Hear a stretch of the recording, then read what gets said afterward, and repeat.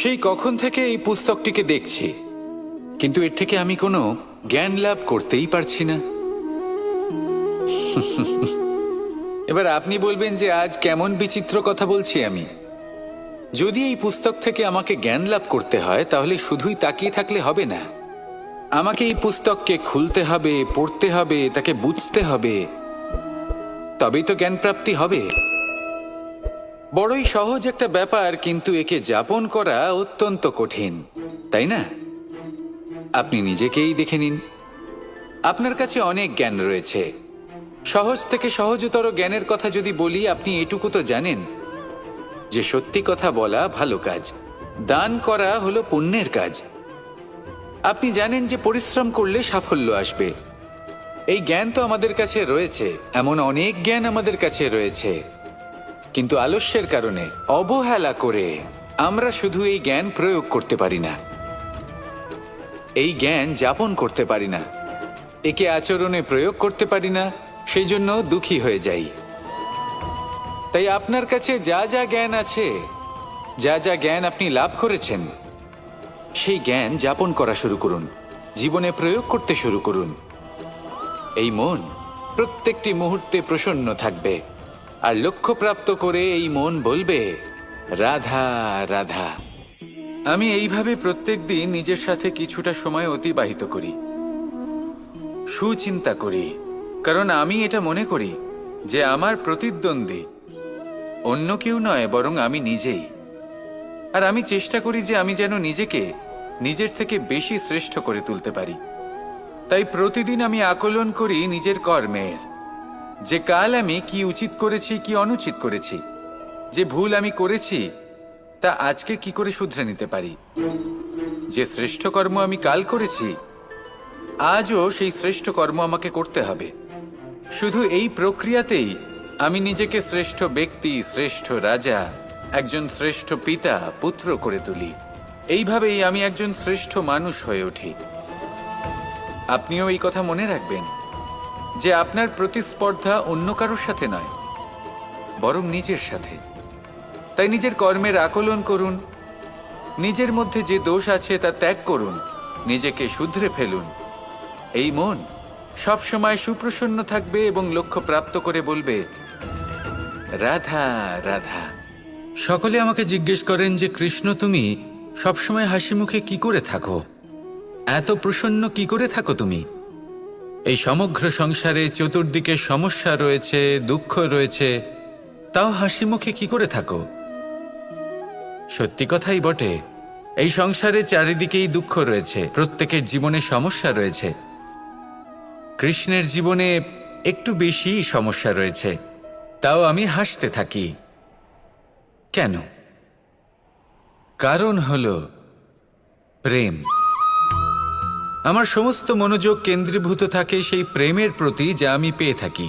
যেমন রাধার প্রেম, দ্বারকার প্রেম, দাদার প্রেম, স্ত্রীর প্রেম, পুত্রের প্রেম, মাতা পিতার প্রেম আদি ইত্যাদি। আমার মনোযোগ এই প্রেমের প্রতি কেন্দ্রীভূত থাকে। আর যখনই আমি এই প্রেমের কথা স্মরণ করি, মুখে দুশ্চিন্তা অথবা দুঃখের আবেগ দেখা অসম্ভব ব্যাপার। শুধু এটাই হলো রহস্য কৃষ্ণের হাসি মুখে থাকার, তার হাসির রহস্য। আপনিও জীবনে এটাই করুন। আপনি জীবনে যে ভালোবাসা পেয়েছেন তার প্রতি মনোনিবেশ করুন। ধন্যবাদ জানান সেই প্রেমকে, ধন্যবাদ জানান সেই সকল ছোট ছোট বস্তুকে যা আপনি জীবনে পেয়েছেন। আমি নিশ্চিত রূপে বলতে পারি যে আপনার সমস্ত জীবন বদলে যাবে। সংকল্প করুন যে আপনি এই জীবনে শুধু প্রেম বিতরণ করবেন। এই মন জীবনের প্রত্যেক মুহূর্তে প্রসন্ন থাকবে আর আনন্দ সহকারে বলবে, রাধা রাধা। কখনো কোনো বৃক্ষকে দেখেছেন? এই ধরিত্রী থেকে ততটুকুই জল নেয় যতটুকু তার প্রয়োজন। কোনো প্রাণীকে দেখুন, এই প্রকৃতি থেকে ততটুকুই খাবার গ্রহণ করবে যতটুকু তার খিদে রয়েছে। খিদে মিটে গেলে আর খাবে না। এবার মনুষ্যকে দেখুন, সে নিজের জীবনে যা কিছু পেয়েছে, বস্তু, ধন, খাবার, শক্তি, প্রয়োজনের থেকে অনেক বেশি লাভ করার চেষ্টা করে থাকে। প্রয়োজনের থেকে বেশি যদি পেয়েও যায়, তাহলেও তার কম মনে হয়। এবার এরকম ঠিক কেন হয়? এর পিছনের কারণ কি? কারণ হলো লোভ। লোভের আগুন কিছু এমন হয়, যদি মানুষের মনে একবার প্রজ্বলিত হয় তাহলে শুধু বাড়তেই থাকে। ততক্ষণ বাড়বে যতক্ষণ না আপনি নিজে তাকে বাধা দিচ্ছেন। তবে এই লোভের আগুন নিয়ন্ত্রণ করা সম্ভব।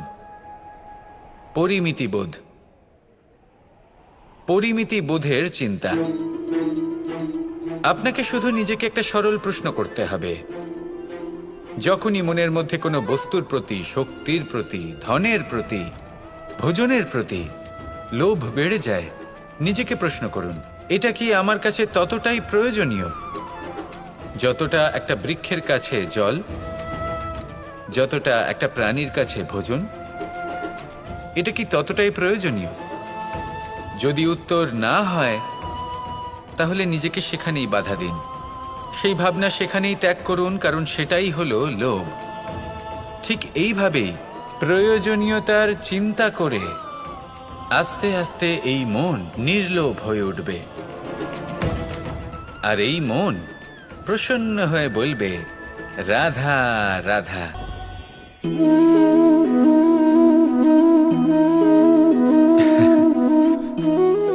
ঘুমের মধ্যে আমরা বিভিন্ন ধরনের স্বপ্ন দেখি, কিছু সুখের, কিছু দুঃখের, কিছু অত্যন্ত ভয়ানক। কিন্তু সত্যি কথা বলতে এর উপর আমাদের কোনো নিয়ন্ত্রণ নেই। কিন্তু আমি এমনও কিছু ব্যক্তিকে দেখেছি যারা খোলা চোখে স্বপ্ন দেখেন এবং তা যাপন করেন। নিজেদের একটা আলাদা স্বপ্নের নগরী আছে ওনাদের, সেখানেই জীবনযাপন করেন। আসল বাস্তবটা কি তাতে ওনাদের কিছুই যায় আসে না। এমন কিছু মানুষ আছেন যাদের কাছে বিন্দুমাত্র জ্ঞান নেই, সে না হয় ঠিক আছে, কিন্তু জ্ঞান এমনভাবে প্রদান করবেন যে মনে হবে সংসারের সমস্ত জ্ঞান তাদের কাছেই রয়েছে।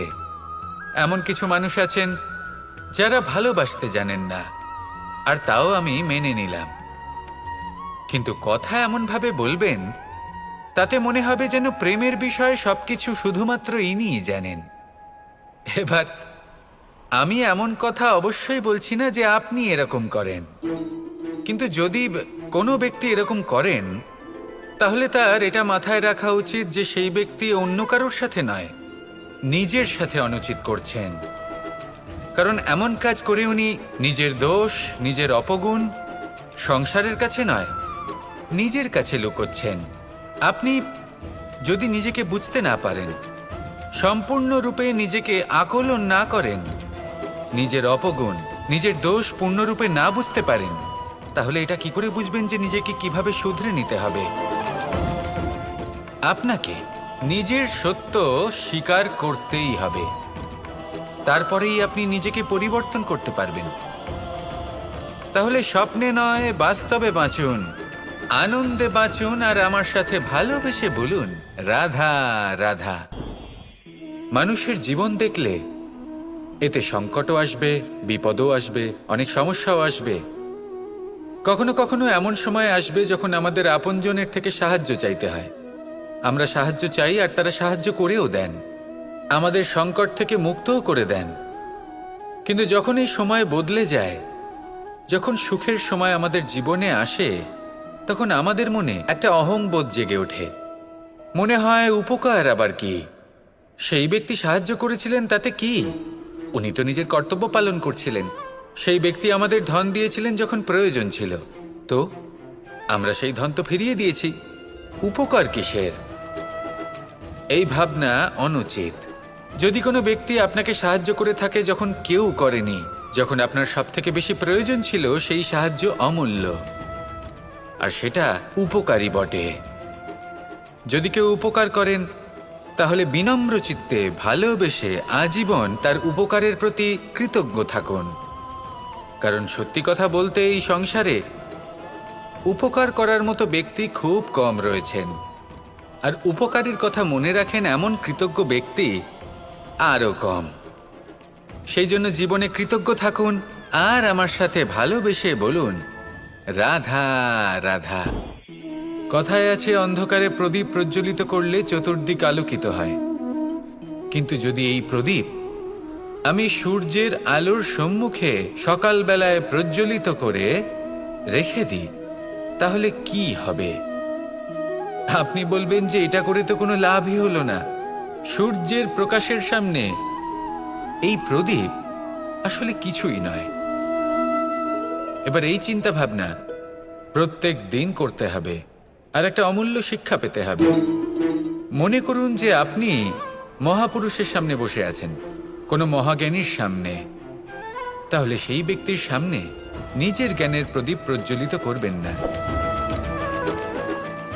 নীরব থাকুন, আর সেই ব্যক্তির সূর্যের প্রকাশের মতো জ্ঞান প্রাপ্ত করুন। যতটা পারবেন জ্ঞান লাভ করুন। যদি এমন কোনো সময় এমন কোনো স্থানে আপনি আছেন যেখানে চতুর্দিক অন্ধকার, কারোর কাছেই জ্ঞান নেই, সেখানে নিজের জ্ঞানের প্রদীপ প্রজ্বলিত করুন। এমন করলে দুদিক থেকেই আপনার লাভ হবে।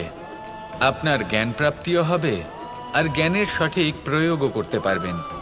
আর এই মন প্রসন্ন হয়ে বলবে, রাধা রাধা।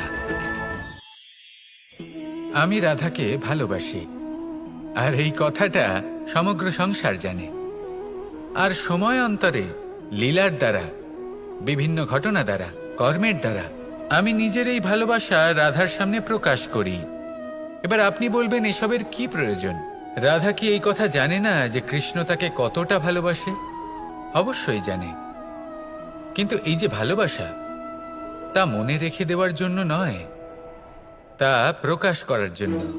আর বারংবার এই ভালোবাসাকে প্রকাশ করা উচিত, উচিত সময় এবং উচিত সুযোগ দেখে। কিরকম?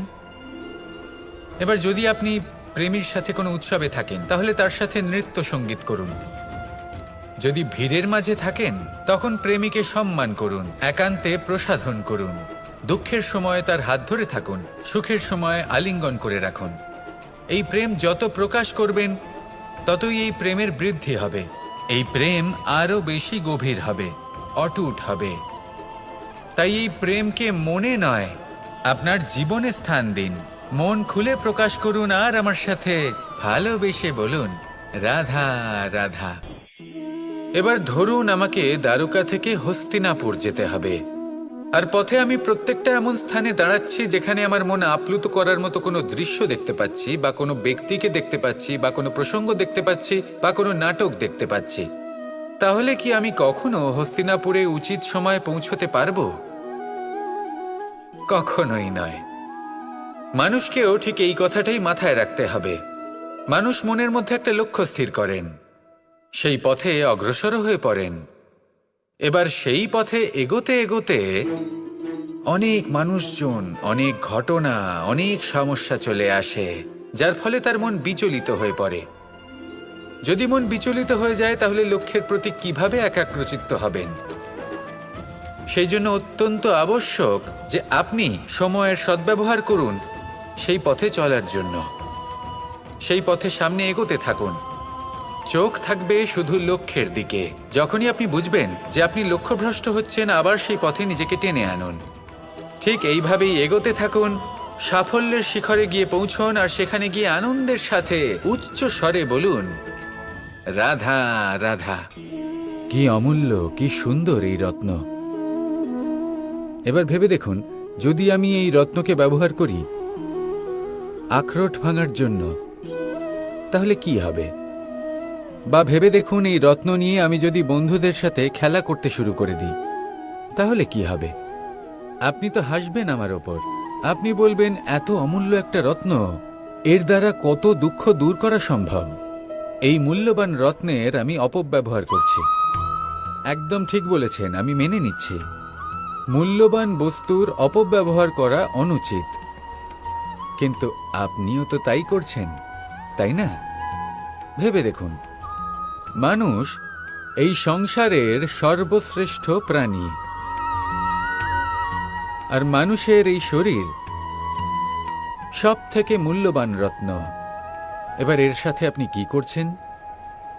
অপব্যবহার করছেন না, নিজের স্বাস্থ্যের যত্ন নিচ্ছেন না, আপনি অনুচিত পথে চলছেন শুধুমাত্র ধন অর্জন করার জন্য, পাপ কাজ করছেন। কি না করছেন? এটা অপব্যবহার নয়? ভেবে দেখুন আমরা এই মানব শরীরের সাথে কি করতে পারি। যদি এর আমরা সদ্ব্যবহার করি তাহলে অনন্ত পুণ্য অর্জন করতে পারি, যার দ্বারা শুধুই নিজেকে নয় বরং আমাদের আশেপাশের সকলকে সন্তোষ প্রদান করতে পারি। তাই সংকল্প নিন এটাই যে মানব শরীরের আমি সদ্ব্যবহার করব, পুণ্যের পথে চলব, সকলের মঙ্গলের জন্য, সকলের প্রসন্নতার জন্য। এই কর্ম করুন, এই পথে চলতে থাকুন। এই মন সন্তোষ বোধের সাথে বলবে, রাধা রাধা। এই সংসারে আমি একজন কুশল সারথি হিসেবে প্রসিদ্ধ, কিন্তু এমনটা ঠিক কেন? কারণ আমি প্রত্যেকটা মুহূর্তে রথের নিয়ন্ত্রণ নিজের হাতে পূর্ণরূপে রাখি। যেই না রথ পথভ্রষ্ট হয়ে পড়ে সেই মুহূর্তে তাকে সঠিক পথে নিয়ে আসি। শুধু সেই জন্য সবাই আমাকে কুশল সারথি বলেন। এবার আপনাকেও আপনার জীবনে কুশল সারথি হয়ে উঠতে হবে, অর্থাৎ আপনাকে রথ চালাতে হবে না, শুধু আবেগের উপর নিয়ন্ত্রণ রাখতে হবে। কখনো কখনো জীবনে এমন কাজ আসে যেখানে মন রসবোধ খুঁজে পায় না, তখন মন বারংবার সেই পথ থেকে সরে যায়, সেই পথ থেকে বিচলিত হয়ে মন অন্যদিকে চলে যায়। তখন আপনাকে আপনার মনের ওপর পূর্ণ নিয়ন্ত্রণ রাখতে হবে, তার রাশ নিজের হাতে পূর্ণরূপে ধরে রাখতে হবে। যেই না মন পথভ্রষ্ট হবে তাকে পথে নিয়ে আসতে হবে, আবার পথ হারাবে, আবার পথে নিয়ে আসতে হবে। তাই মনে রাখবেন, যদি আপনি নিজের মনকে নিয়ন্ত্রণ করতে পারেন, নিজের জীবনকেও নিয়ন্ত্রণ করতে পারবেন। নিজের জীবনে কুশল সারথি হয়ে উঠুন, তাহলে মনোবাঞ্ছিত স্থানে এবং লক্ষ্যে পৌঁছতে পারবেন। আর তখন এই মন আর এই জীবন প্রসন্ন হয়ে বলবে, রাধা রাধা। একবার একটা শেয়াল বনে বিচরণ করছিল। ও একটা ছোট্ট শাবক দেখতে পেল। ও ভাবলো, আজ একেই আমি খাবার হিসেবে গ্রহণ করব। আশেপাশে দেখলো কেউ দেখছে না, তো কেউ ছিল না, আর সেই শাবকের ওপর আক্রমণ করলো, যা হলো একটা ঘোর অপরাধ। বনের নিয়ম অনুসারে আপনি কখনোই শাবকের ওপর আক্রমণ করতে পারেন না। তারপর এই খবরটা যখন রাজা সিংহ জানতে পারলেন, সভার আয়োজন করলেন। কিন্তু সেখানে শেয়াল বলল, আমি তো এরকম কিছু করিনি। কিন্তু যদি আপনি এরকম বলেন, কোনো প্রমাণ দিন, এর কোনো সাক্ষী আছে? তখন রাজা সিংহ পেঁচাকে ডেকে পাঠালেন, যে সেই মুহূর্তে বৃক্ষের শাখার ওপর বসেছিল, সে সব কিছু দেখেছিল। পেঁচা সব সত্যি কথা বলল, আর শেয়ালকে মৃত্যুদণ্ড দেয়া হলো। এবার এই কাহিনী আমি আপনাকে কেন শোনালাম? কারণ মানুষও কখনো কখনো এরকম কর্ম করেন যা শিয়াল করেছে। এটা ভাবেন কেউ দেখছে না, যখন আমি অনুচিত কর্ম করতেই পারি। কিন্তু না, আপনি যাই করুন না কেন, কেউ না কেউ অবশ্যই তা দেখছে। কোনো ব্যক্তি না হলেও কোনো প্রাণী, না হলে কোনো যক্ষ বা দেব বা প্রেত। যদি এনারা কেউ না দেখেন, তাহলে ধরিত্রী মাতা দেখেন, যেখানে দাঁড়িয়ে আপনি সেই কর্ম করছেন, তাই না? তাই একটা কথা সবসময় মনে রাখবেন, কে দেখছেন কে দেখছেন না সেই বিষয়ে ভাবা ছেড়ে দিন। এটা খুব সহজ কথা। আপনি যদি উচিত কর্ম করেন, উচিত ফল পাবেন। যদি অনুচিত কর্ম করেন, তাহলে আপনি অনুচিত ফল অবশ্যই পাবেন। সেই জন্য উচিত পথে চলতে থাকুন, উচিত কর্ম করতে থাকুন, আর আমার সাথে ভালোবেসে বলুন, রাধা রাধা। আমাদের হাতটা দেখুন। এই হাতে 5টা আঙুল আছে, যা ভিন্ন ভিন্ন ধরনের, একরকম কেন নয়? কারণ হলো প্রত্যেকের নিজের নিজের গুরুত্ব আছে, নিজের নিজের মাহাত্ম্য আছে। এরা ভিন্ন, তাই একত্রিত হয়ে মুষ্টিবদ্ধ করা সম্ভব, যার দ্বারা আমরা আত্মরক্ষাও করতে পারি, আবার আক্রমণও করতে পারি। যদি 5টি আঙুল সমান হতো, তাহলে মুষ্টিবদ্ধ হতে পারত না, নিজেদের মধ্যে বিভ্রান্তির সৃষ্টি করত। এবার এরকমই কিছু আমাদের সংসারেও হয়। আমাদের দেশ, যেখানে একটি ভূমির ওপর ভিন্ন ভিন্ন ধর্মের মানুষ বাস করেন, ভিন্ন ভিন্ন জাতি, ভিন্ন ধর্ম, ভিন্ন ভাষা। কিন্তু যদি আমরা এটা ভাবি যে কিভাবে এই দেশকে কল্যাণের পথে নিয়ে যাওয়া যায়, কিভাবে এর বিকাশ করা সম্ভব, তাহলে আমাদের একত্রিত হওয়া শিখতে হবে। যেইভাবে 5টা আঙুল একত্রিত হয়, মুষ্টিবদ্ধ হয়, সেইভাবেই আপনার যে ভাষাই হোক, যে ধর্মই হোক, যে জাতি হোক না কেন, ঠিক আছে, আবশ্যক হলো আপনার নিজের কর্মভূমির সাথে, আপনার ধরিত্রীর সাথে যুক্ত থাকা, সাথে থাকা। তবেই দেশের উন্নয়ন সম্ভব। তবেই এই দেশ স্বতন্ত্র থাকবে, সফল হবে, আর এই মন প্রসন্ন হয়ে বলবে রাধা রাধা। মানুষ যখনই একে অপরের সামনে নিজেদের হৃদয়ের ভাবনা প্রকাশ করে, তখন এক অত্যন্ত প্রভাবশালী মাধ্যম তারা ব্যবহার করে, যাকে ভাষা বলা হয়। এবার আমি দেখেছি যে একজন মানুষ অনেকগুলো ভাষাতেই নিপুণ। আমি এটাও দেখেছি যে মানুষ অনেকগুলো ভাষায় কথা বলে, কখনো কখনো অনেক ভাষা মিলিত করে তার প্রয়োগ করে, উচিত প্রকারে তাকে ব্যবহার করে না, না সেটাকে সম্মান করে, আর না ভাষাকে শুদ্ধ রাখে। আর এটা হলো অনুচিত। যদি ভাষাকে শুদ্ধ রাখেন, তাহলে ভাষা আপনার চরিত্রকে শুদ্ধ রাখবে, তা আপনার একাগ্রতা বাড়িয়ে তুলবে। এই প্রত্যেক ধ্বনিকে অনুভব করে যদি আপনি শব্দের উচ্চারণ করেন, ভাষাকে প্রয়োগ করেন, তাহলে আপনিও আনন্দ পাবেন, আর যিনি শুনছেন সেই ব্যক্তির কানেও মধুর শব্দ বাজবে। তাই মনে রাখবেন, যে ব্যক্তি ভাষার পবিত্রতাকে সম্মান করে, তাকে সংসারও সম্মান করে। ভাষাকে শুদ্ধ এবং পবিত্র রাখুন, তাহলে ভাষা আপনার চরিত্রকেও শুদ্ধ এবং পবিত্র রাখবে, আর এই মন সুপ্রসন্ন হয়ে বলবে রাধা রাধা।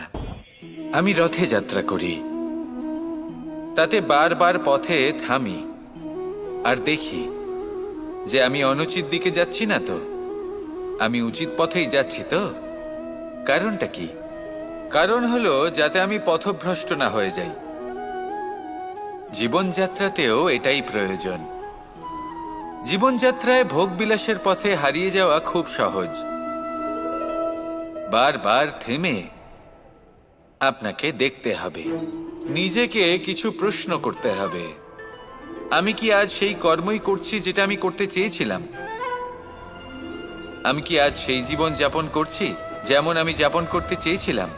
যদি এই প্রশ্নগুলোর উত্তর হ্যাঁ হয়, তাহলে এগোতে থাকুন, নয়তো থেমে যান এবং বিচরণ করুন। মনে রাখবেন, এই সংসার অত্যন্ত জটিল, আর এতে হারিয়ে যাওয়া অত্যন্ত সরল। সেই জন্য নিজে থেকে বারবার থামা এবং জীবন চিন্তন করা অত্যন্ত আবশ্যক। তাহলে সেটাই করুন, আর আমার সাথে ভালোবেসে বলুন রাধা রাধা। এই ফল কি তা বলার কোনো প্রয়োজন নেই, এই ফল কতটা সুস্বাদু সেটাও বলার কোনো প্রয়োজন নেই। ধরুন এমন কোনো মানুষ আসলেন যিনি জানেন না এটা কোন ফল। তিনি এটা দেখে ভাববেন এ তো কাঁটার একটা গুচ্ছ মনে হচ্ছে, নিয়ে ফেলে দেবেন। সেখানে দ্বিতীয় কোনো ব্যক্তি যিনি বুঝদার, তিনি দেখবেন, ভাববেন যে প্রকৃতি এর গায়ে এত কাঁটা কেন দিয়েছে? অবশ্যই সুরক্ষার জন্য দিয়েছে, অর্থাৎ ভিতরে অবশ্যই অমূল্য কিছু রয়েছে। সেই ধরনের ব্যক্তি এই ফলের অন্তরে প্রবেশ করেন এবং এই ফলের আনন্দ উপভোগ করেন। এরকমই কিছুটা আমাদের সংসারেও আমরা দেখতে পাই। প্রত্যেকদিন আমরা নতুন নতুন মানুষের সাথে পরিচিত হই। এমন কিছু ব্যক্তি থাকেন যাদের সাথে প্রথম আলাপের পর আমাদের এটা মনে হয় যে এই ব্যক্তিকে দেখে একটু রাগী ব্যক্তি মনে হচ্ছে, বড়ই অহংকারী বোধ হচ্ছে, উদ্ধত মনে হচ্ছে। বেশিরভাগ মানুষ প্রথম আলাপের পরে তাদের সাথে দূরত্ব বজায় রাখবেন, কিন্তু যিনি বুঝদার ব্যক্তি তিনি ভাববেন যে এই ব্যক্তি এমন কেন করছেন। হয়তো সুরক্ষার খাতিরে এই ব্যক্তি নিজেকে এরকম করে তুলেছেন যাতে অন্য কোনো ব্যক্তি এসে ওনার সময় নষ্ট না করেন, ওনার আবেগের সাথে ছলনা না করেন, খেলা না করেন। হয়তো অতীতে এমন কোনো ঘটনা ঘটেছে যার জন্য এই ব্যক্তি কিছুটা এরকম হয়ে গেছেন। এমনই একজন ব্যক্তি সেই ব্যক্তির মনের গভীর পর্যন্ত পৌঁছতে পারেন, আর সেখান থেকে শুভ গুণগুলিকে বাইরে বের করে আনতে পারেন। এরকমই ব্যক্তি হয়ে উঠুন, এমন বুঝদার ব্যক্তি হয়ে উঠুন যিনি সামনের ব্যক্তির খারাপ গুণগুলিকে অবহেলা করে হৃদয়ের অন্তঃস্থল থেকে শুভ গুণগুলিকে প্রকাশিত করে এবং সেই ব্যক্তিকে দেখাতে পারে। এমন ব্যক্তি হয়ে উঠুন যিনি নিজের জীবনকেও সফল করে তোলেন এবং অন্যের জীবনকেও। আসুন আমার সাথে ভালোবেসে বলুন রাধা রাধা। আপনি অবশ্যই কোনো গাছ দেখে থাকবেন যেখানে অনেক ফল রয়েছে। সেই গাছের ডালগুলি নিজে থেকেই নত হয়ে যায়। কেন? যাতে মানুষ, প্রাণী এরা সকলে যাতে সেই ফল খুব সহজে গ্রহণ করতে পারেন। এটাই হলো প্রকৃতির শিক্ষা, এটাই হলো প্রকৃতির নিয়ম। মানুষেরও কিছুটা এরকমই হওয়া উচিত। যদি আপনি সাফল্যের চরম সীমায় পৌঁছে যান, অনেক বেশি ধন অর্জন করে ফেলেন, তখন মনে রাখবেন যে আপনি যেন অহংকারী না হয়ে পড়েন। বিনম্র থাকতে হবে। সেই ধনকে ব্যবহার করতে হবে উচিত কাজের জন্য। সেই ধনের দ্বারা সমাজের মঙ্গল করা উচিত। সকল মানুষকে সাহায্য করা উচিত যাদের ধনের অভাব আছে। যদি ধনী হওয়া সত্ত্বেও আপনি ধনের সদ্ব্যবহার এই সমাজের মঙ্গলের জন্য, তার ভালোর জন্য না করেন, যদি আপনি ধন দান না করেন, তাহলে এই ধন অহংকার রূপী বিষে পরিণত হয়ে আপনাকেই নাশ করবে।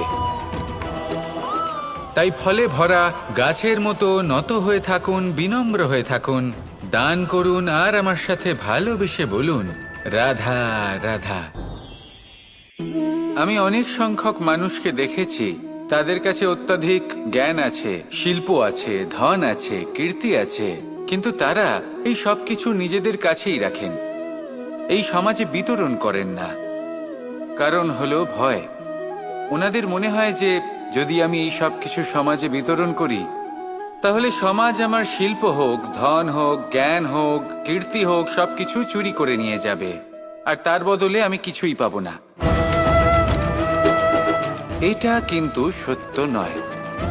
সত্য হলো এটাই যে যদি আপনি নিজেকে এই সংসারের প্রতি সমর্পিত করেন, তাহলে এই সংসার আপনার প্রতিও সমর্পিত থাকবে।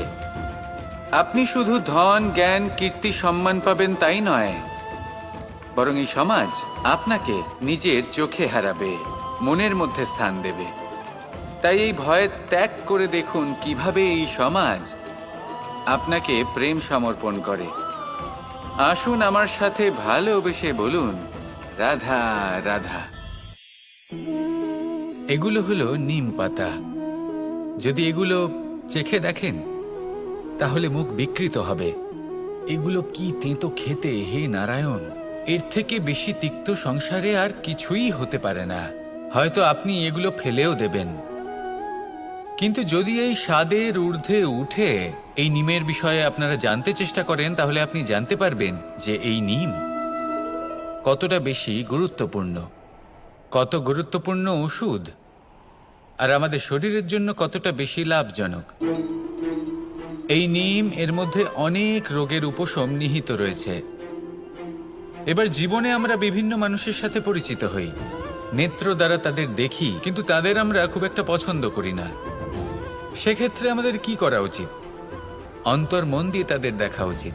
ওনাদের রূপ রং নয়, ওনাদের ব্যবহার, ওনাদের গুণাবলী দেখা উচিত। কারণ হতে পারে ঠিক যেমন নিম পাতা বাস্তবে খুব তেঁতো কিন্তু আমাদের শরীরের পক্ষে লাভজনক, সেইভাবেই এইসব মানুষ যাদের দেখলে আমাদের ভালো লাগে না, যাদের রূপ রং আমাদের পছন্দ হয় না, হয়তো সেই মানুষগুলোই আমাদের জীবনকে পূর্ণরূপে পাল্টে দিতে পারেন। হতে পারে তাদের মধ্যে এমন ক্ষমতা রয়েছে, আমাদের সুখ, শান্তি, প্রেরণা প্রদান করতে পারেন, আমাদের দুঃখ হরণ করতে পারেন, আমাদের পথ দেখাতে পারেন। সেই জন্য যখনই কোনো ব্যক্তিকে দেখবেন, চর্মচক্ষু নয়, অন্তর্মন দিয়ে দেখবেন, রূপ রং নয়, গুণাবলী দেখবেন, মানুষকে আরো ভালোভাবে বুঝতে পারবেন, আর এই মন প্রসন্ন হয়ে বলবে, রাধা রাধা। এই সংসারে সবাই বলেন, আমি অর্জুনের মতো হয়ে উঠতে চাই। সবাই চায় যে তারাও যেন অর্জুনের মতো গান্ডীব লাভ করে।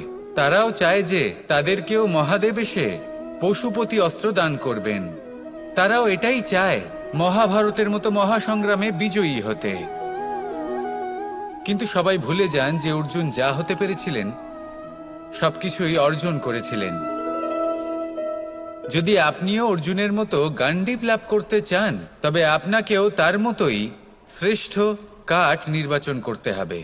সেই কর্ম আপনাকেই করতে হবে। তার প্রত্যঞ্চা যাতে তীব্র হয়, তার জন্য আপনাকে সর্বশ্রেষ্ঠ দড়ি খুঁজে বের করতে হবে। আপনার বাণ যাতে ঘাতক হয়, সেই জন্য আপনাকে নতুন নতুন ধাতু খুঁজে বের করতে হবে। সেই শিক্ষা আপনাকে লাভ করতে হবে, তবেই আপনার ইচ্ছে পূর্ণ হবে। অর্জুন হওয়া বড়ই সরল, যদি আপনি কিভাবে অর্জন করতে হয় তা জানেন। শুধুমাত্র স্বপ্ন দেখেন যারা, তারা কখনোই অর্জন করতে পারবেন না। কিন্তু যদি কেউ অজ্ঞাতবাস ভোগ করতে পারে, যদি কেউ লাক্ষাগৃহ থেকে পালিয়ে বাঁচতে পারে, যদি কেউ কঠোর তপস্যা করতে পারে, প্রতীক্ষা করতে পারে এবং পরিশ্রম করতে পারে, তাহলে সে অর্জুন অবশ্যই হয়ে উঠবে। যদি আপনি অর্জুন হয়ে উঠতে চান, তাহলে কর্ম করতে শিখুন আর আমার সাথে ভালোবেসে বলুন, রাধা রাধা।